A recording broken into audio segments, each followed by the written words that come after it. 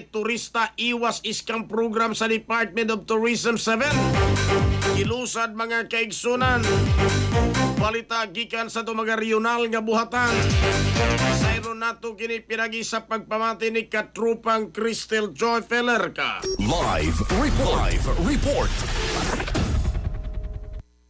Gilusad sa Department of Tourism 7 pinagi sa pagpakig-alayon sa Police Regional Office 7 ang Turista Iwas Scam Program kagahapong adlaw Marso 23.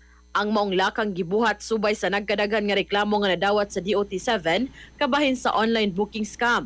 Kundiin base silang datos niadtong Marso 17, moabot na sa 198 ang natalang insidente gikan sa 26 ka mga DOT accredited establishments.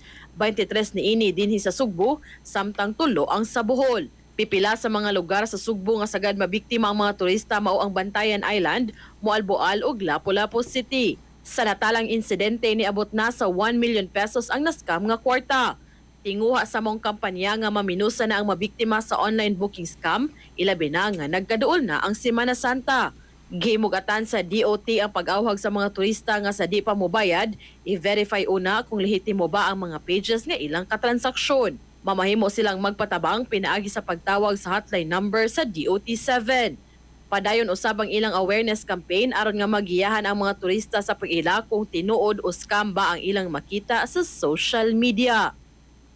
Para sa atong mga katropa nga gustong palig-unon ang immune system, malikayan ang ubo, hilanat labad sa ulo ug di makahilab sa tiyan, ang Santon Vitamin C, the alkaline vitamin C maoy haom alang kanato mga katropa.